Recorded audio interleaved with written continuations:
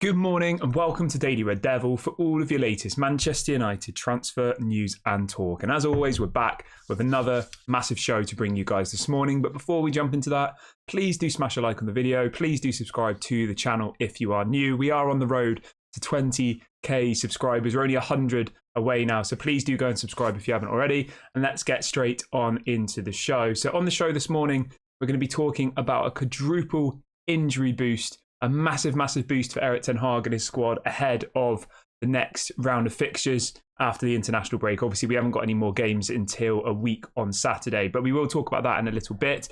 We'll also be talking a little bit about a Jadon Sancho ultimatum. The path to Jadon Sancho coming back to the first team has now been made clear by Erik ten Hag. We will be talking about that. I'll be giving you my opinions. I'll let you know what I think the future holds for Jadon. And we'll also be going into a couple of stories that have come out saying that the board are apparently backing Erik ten Hag and that they are not in any way considering sacking him, which I think is definitely the correct decision, but I think it's important to reinforce this. And loads of other stuff to get into. As always, do get involved in the comments section, get involved in the live chat. Let me know your thoughts on everything we discuss on today's show. So let's start off with the story about Jadon Sancho really quickly. So this is coming out from a journalist called Matt Hughes, who is he's a UK-based journalist, and he is reporting this morning that Ten Hag is demanding that Sancho makes both a public apology and say sorry in front of his teammates before he can return to the squad. A stance which has the full backing of his employers, so that would be the Manchester United board. But 5 weeks after the Arsenal game, there is no sign of that happening. So it looks like Jadon Sancho is standing his ground. He's not going to apologise. The reason Jadon's not going to apologise, just to give you a bit of clarity on both sides of the argument, because it's been very one-sided to this point. Obviously, all the Manchester United fans are saying, well, he's paid 350 grand a week. If he can't even be bothered to turn up to training on time, then I don't really care what Jadon has to say, which I agree with, to be honest. He doesn't really have a leg to stand on, does he? It's not like he's hardworking. He's putting in, 9 out of 10 performances every week, and then for some reason he doesn't get picked. You would then maybe question it, wouldn't you? You'd say, what's going on here? But he's been nothing but poor, really, since he's come to the club 2 years ago. And Jadon Sancho's stance on this is that he feels that there's favouritism within the group. I mean, is that not the same in any industry, though? Like, I don't really get that. If Jadon Sancho doesn't turn up on time, when he does turn up on time, he doesn't work properly.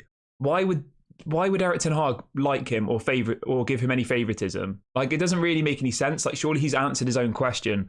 He likes the others, the Rashfords, the Brunos, because we know for a fact that they work hard. They turn up to training on time. They're supposedly a good vibe around the group, whatever you want to call it. Somebody turning up late every week and then putting in half-assed effort.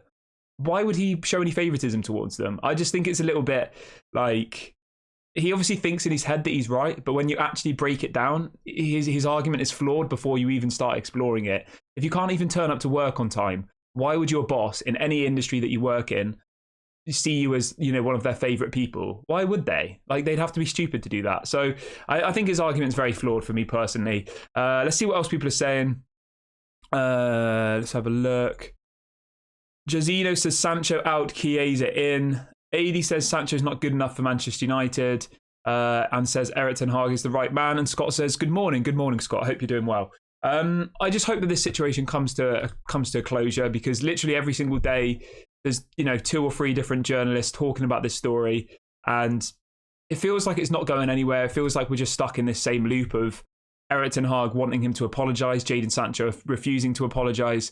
For me, it's gone past that point now. For me, even if Jadon Sancho apologises now, would Erik ten Hag really accept that apology? Imagine if you've done something wrong, right? And then in public, you call out somebody, all the rest of it. You know what Sancho's done. And then 5 weeks later, you apologise after, immense pressure from other teammates, from the media. Would you really accept that apology? I mean, if you're genuinely sorry, you would have apologised probably within like 24 hours, 48 hours. But to be constantly putting out this word that he thinks he's in the right and that, he's got favouritism and all the rest of it. Like, I just think it's gone past the point of an apology now. And I think that, obviously, we spoke about this on the show yesterday. It looks like Juventus are apparently going to come in for Jadon Sancho. They're going to supposedly offer to loan him in January and then buy him for £60 million in the summer transfer window. So that's one to keep an eye on. Obviously, once we get some confirmation on that, we will We will bring it to you. Just a quick one as well. This morning, Manchester United have been apparently linked to Adrien Rabiot again for a January transfer. This is coming out from a newspaper in Italy this morning, and it says that apparently Manchester United are keeping tabs on his current situation and could pick him up for free once his deal expires next summer. So is it this summer or next summer? Let me just double check this. Okay, so it's not Jadon Sancho. Rabiot's contract expires in the summer, so he'll be available for free in June. Would you go for Rabiot? Let me know in the comment section. He's available for free in June. We know that Erik ten Hag wants him. We know that we nearly signed him last summer and the summer before. I would take Rabiot at this point. I think our midfield is in a pretty bad way. Obviously, Amrabat looks like a good player, but is Amrabat better than Rabiot? I'm not sure he is, to be honest. I would say they're probably on a level playing field for me personally. I've seen a lot more of Rabiot than I have seen of Amrabat, to be honest. And I think that Rabiot's better, personally. Maybe you think I'm wrong. Obviously, that's completely up to you. But picking up Rabiot for free next summer, that could be a good bit of business, especially if you buy Amrabat as well, and then you've got a midfield of Amrabat, Rabiot, and Casemiro. I think that would be really, really solid. So I would be happy to see Rabiot come next summer. Let's see what people are saying in the chat. Somebody says, you tried to speak Jadon's mindset as to why, but you do not know the reason why and what the actual reason is. Well, it's been widely reported that Jadon Sancho feels that there's favoritism in the group and that he's not getting picked because of favoritism. That's what Jadon Sancho's line is, and that he's working hard and that he's trying hard, and that it's not just blamed at Erik ten Hag as well, by the way. Apparently it's the other coaches.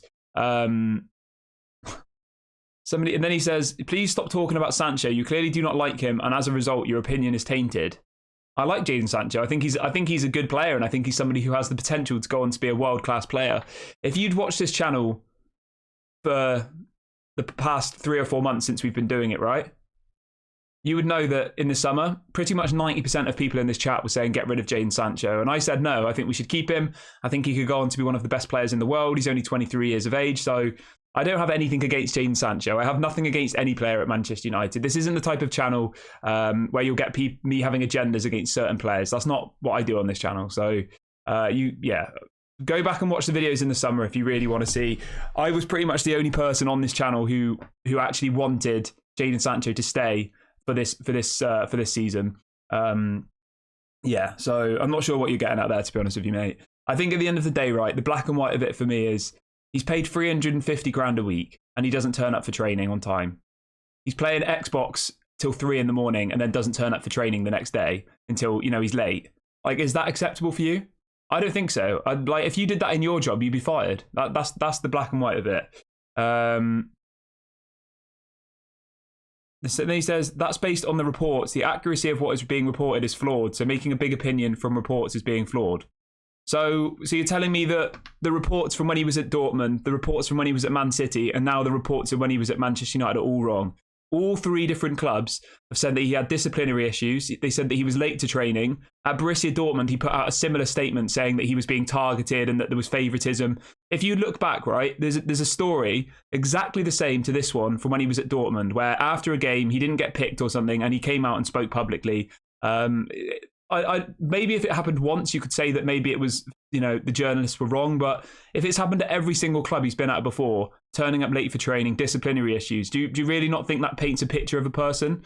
I just don't really get your argument there. I don't. It doesn't make any sense to me. But obviously that's up to you.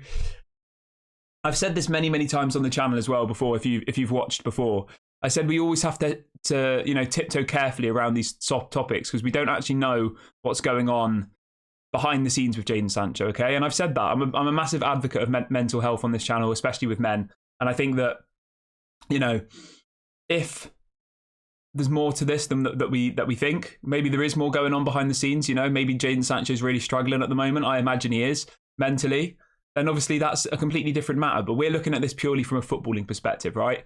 If you've got other players in the same position who turn up every single day on time, they put in 100%, and all the rest of it, then you can see why they're picked ahead of Jadon Sancho. That's what I'm getting at. So I'm not going to criticise Erik ten Hag for picking Antony, who clearly works hard. If you've ever watched Manchester United, you'll see Antony, whether you think he's good or not, gives 110% every single time he comes on that pitch. He tracks back, he defends, he goes forward, he does everything. Jadon Sancho doesn't even do the offensive work properly, let alone the defensive work. There was countless times last season where Jadon Sancho played, he would let his man run past him, he wouldn't even chase the player, and then they'd score. The same as other players.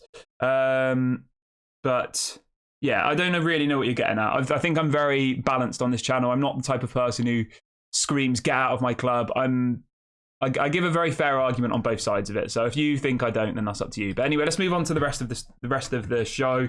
Don't want to get too fixated on that one person in the chat. Right.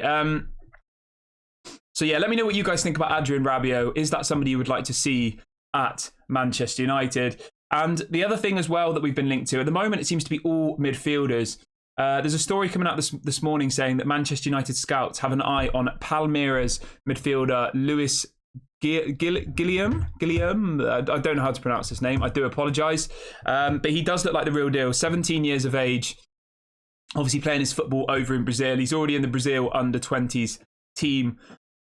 Now, we definitely are looking for a midfielder. We're looking for the next Moises Caicedo, aren't we? We're obviously searching the South American market at the moment, which I think is definitely a good place for us to be looking, because we haven't really ever brought somebody through directly from South America, have we? You know, we haven't done the Brighton bringing through a Moises Caicedo or the that type of transfer. It's always we bring through an Antony once he's gone to Ajax, or a Casemiro once he's been at Real Madrid for 10 years, or a Martinez once he's been at Ajax. We've never really got a player from a Brazilian team, say, or an Ecuadorian team from the very beginning of their career. And I definitely think it's something that we need to start doing personally. But let me know what you guys think about that. Jazzino says Loran is the real deal. Yeah, I've seen a couple of clips of this guy and he looks pretty good, yeah. The only issue with this player is the story that's coming out this morning is apparently he has a release clause of around £40 million, which is quite a lot of money for a 17-year-old, isn't it? When you think that Moises Caicedo went to Brighton for around £4 million, I'm not saying that he's on a level par with him. I'm not, I haven't seen enough of this player to compare, but he's one of the most highly rated players coming out of Brazil at the moment. So yeah, we'll have to wait and see what happens with that one. The other player there, so the first one is Luis Guillem, and the other one is a player called Loran, who again is from South America, plays his football in Brazil at the moment. So we'll have to keep an eye on that one, and let's see what happens. Let's see what else people are saying.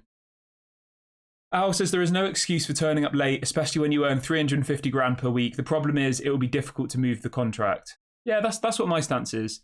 Philip says Sancho should remember that he has a job to do. I think it's gone past that point, to be honest with you, mate. I think Sancho thinks he's in the right. Erik ten Hag thinks he's in the right. Yeah, I mean, John's just raised a good point in the chat. John says Scott McTominay has been benched all season. Sorry, Scott McTominay has been benched as much as Jadon Sancho. He comes on with 8 to 9 minutes to go and scores 2 goals. Do you see Jadon Sancho doing that? I mean, it's a bit of a hypothetical one, isn't it? I guess the question that you really should be asking there is, with 8 to 9 minutes to go, does a Jadon Sancho come on the pitch and show as much drive as what Scott McTominay did? That's the question. And obviously we don't know the answer. Maybe he does. Maybe he can put his ego aside and say, I've got to come on. I've got to do this for the team. We know with Scott McTominay, whether you think he's good enough for Manchester United or not, me personally, I don't think he is. In a centre defensive midfield role, I think further up the pitch, he could be an interesting option. I think he used to be a striker until Mourinho came, and we spoke about this on the channel before. I would give Scott McTominay a chance further up the pitch because we know he's got a good shot on him. He's the leading goal scorer in the Euro qualifiers for Scotland, and that's for Scotland. It's not like he's stat padding for the best club in the international scene. It's Scotland. They're not that great, and he's the leading goal scorer from midfield. I would give him a chance further up the pitch. I think there's absolutely no harm in doing that. I don't think he's good enough as a CDM because to me, he doesn't look like a CDM. He doesn't have any of the qualities or the attributes to play as a centre defensive midfielder for Manchester United. And you know what? That's fair because he's not a centre defensive midfielder.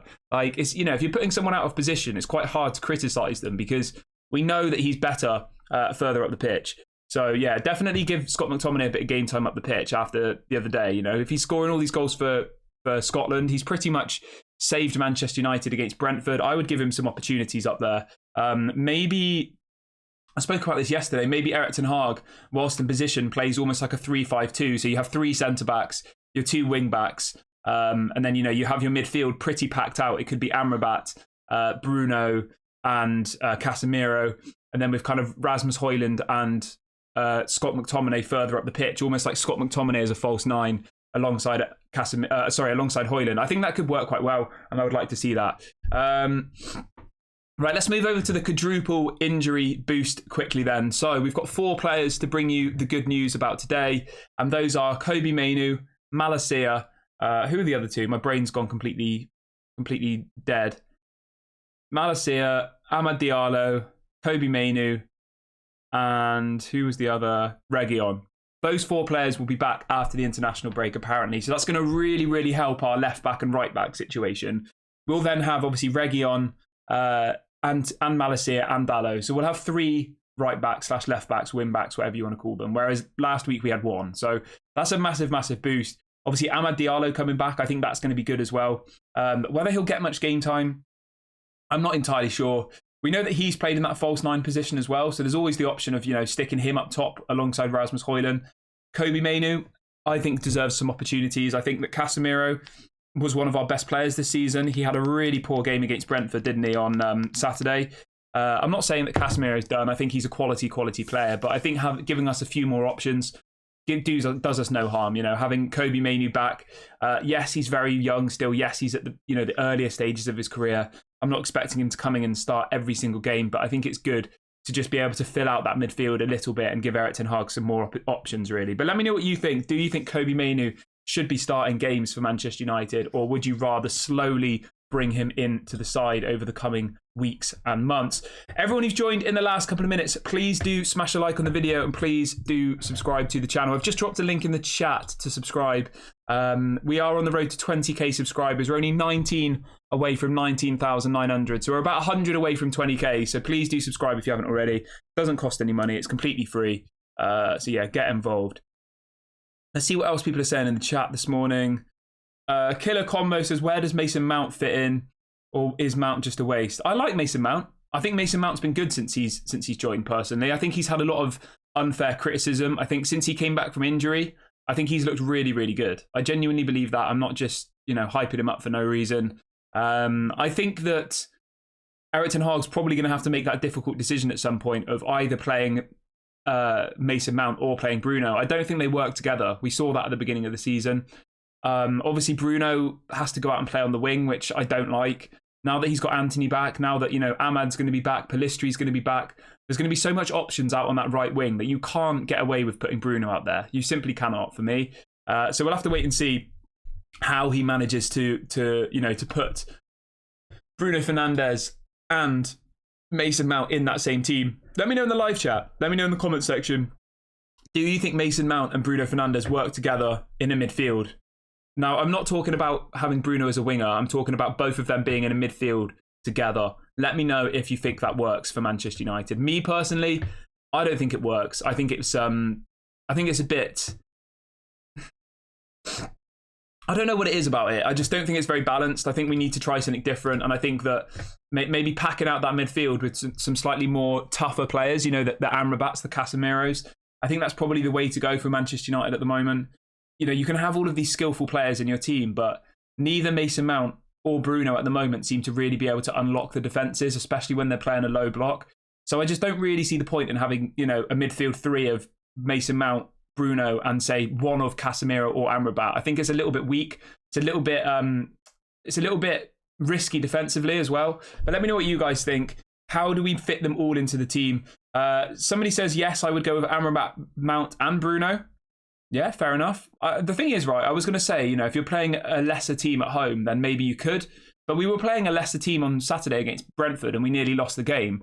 So, and that was with Bruno and Amrabat. Sorry, that was with Casemiro and Amrabat in the team. So, yeah, I think we've got to be careful about what we do, because I know this sounds obvious, but every game now, we need to try and win it to catch up with, the teams above us. We're only 6 points off Man City. Just remember that for a second. We've had the worst start to a season I think I can ever remember. I'm not sure how it is statistically. I think it's our worst start to the season ever, in the Premier League era anyway, which is the last 18, 20 years. but we're only 6 points off Man City, who've just won the treble and are supposedly the best team in world football. You know, if we win against Sheffield United and then we beat Man City the week after, which we could do at this current moment in time, I wouldn't put it past us. Man City have just lost 3 games in a row. They lost to Newcastle, Wolves, and now Arsenal. You know, they're in their crisis, even though it's not being branded as that in the press. You know, we could be 3 points behind Man City, or even less if results go our way. So, like, just remember that for a second. We could be at the end of October, we could be behind Man City with only 3 points. That's crazy. I know obviously there's other teams above them with more points, but I think Man City are the kind of benchmark of the team who will at some point click into gear and just win like 15 games in a row. So we want to keep as close to them as we possibly can. AD says, I would drop Bruno Fernandes. The thing with Bruno is, right, I think he is one of our best players. I think creatively he is incredible. It's just whether Eric Ten Hag can make him work within our system. That's the question. I think he should be able to. It's just where he plays. Scott says Mason Mount is a great player. He should replace Bruno. Fair enough. I think Mason Mount has looked really good. I honestly believe that. I'm really impressed with what Mason Mount's shown us so far. Yes, his first couple of games, he looked a little bit average, but that was the first couple of games at a new club. He'd had a really bad injury last season, so I think it's to be expected. Ever since he's come back for his injury, I think he's looked really good. I think he's looked like one of our best players. So I'm really happy with Mason Mount. But do let me know in the comment section, how do you feel about Mason Mount's time at Manchester United so far? Obviously, he's only probably played about 6 or 7 games. But yeah, and also I want you guys to let me know, right, how you feel about giving Scott McTominay some game time as a striker. For me, I would say do it 100%, 110%.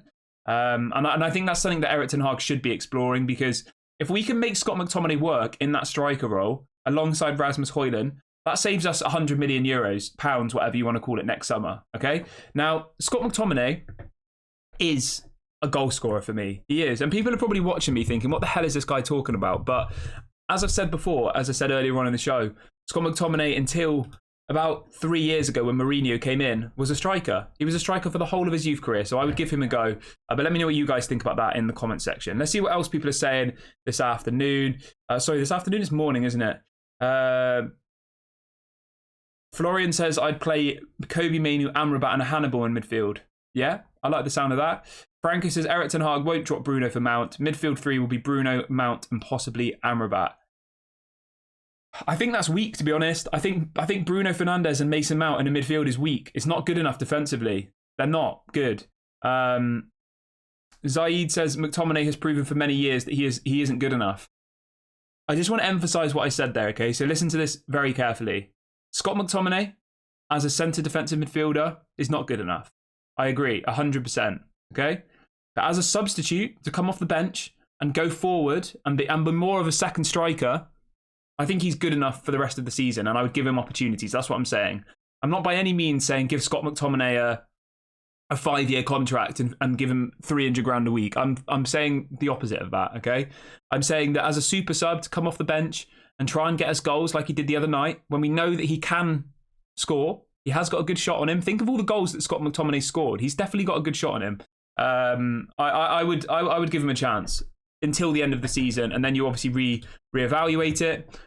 If he's done really well, maybe then you keep him for one more season. If not, you sell him for hopefully more than 30 million that we got offered in the summer.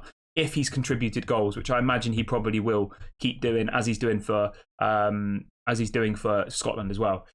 Just a quick one on contracts as well. There's a story coming out this morning that Manchester United are in talks with Aaron Wan-Bissaka over a new contract. His contract expires at the end of this season, but we do have the option of an additional year.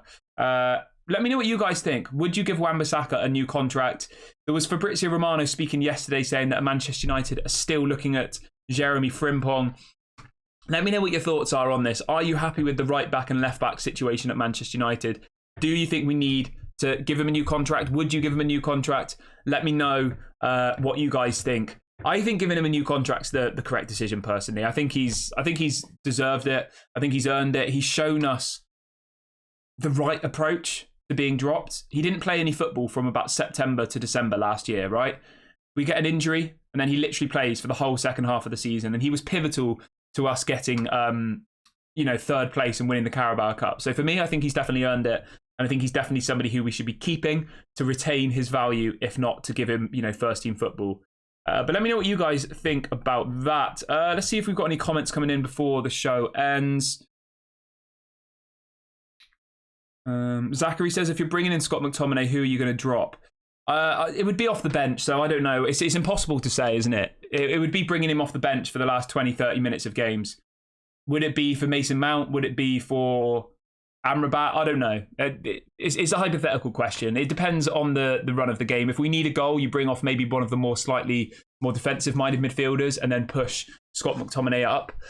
Maybe you bring off one of the wingers. I don't know. It's a hypothetical one, but I definitely think as a super sub, he's proved that for the rest of the season, I would keep him, and I would even keep him in January at this point. Unless a big offer comes in, if we're getting 40, 50 million for McTominay, great, go and do it. But whether that will happen or not, we'll have to wait and see. Red Devils United says, just because McTominay scored 2 goals, everyone wants McTominay to play. We forget that he has been one of our worst players in the last 3 to 4 years. Again, let me just repeat what I said for one final time. Scott McTominay, as a centre defensive midfielder, is rubbish. He's terrible. He needs to go. Okay? But did Scott McTominay play as a centre defensive midfielder against Brentford on Saturday? He didn't, did he? He played as a second striker. What did he do? He came on and he got 2 goals. That's what I'm saying. I'm saying that if we play him in his actual position, which is more further up the pitch in an attacking area, I think he's an okay player to have around the team until the end of the season. That's my point. I'm not by any means saying drop Rasmus Højlund, drop Bruno, drop Mason Mount and start Scott McTominay. Far from it. I'm saying in the last 20 or 30 minutes of a game, use him in the right areas. Don't bring him on as a centre defensive midfielder to see out a game, because that's a recipe for disaster.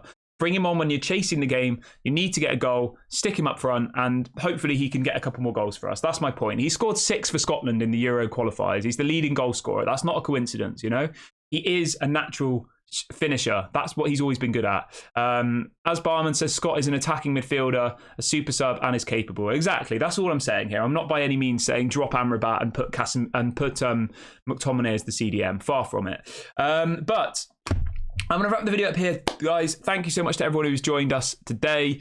I will be back live again at 6 p.m. for your usual evening show. If anything breaks during the day, I will go live as always.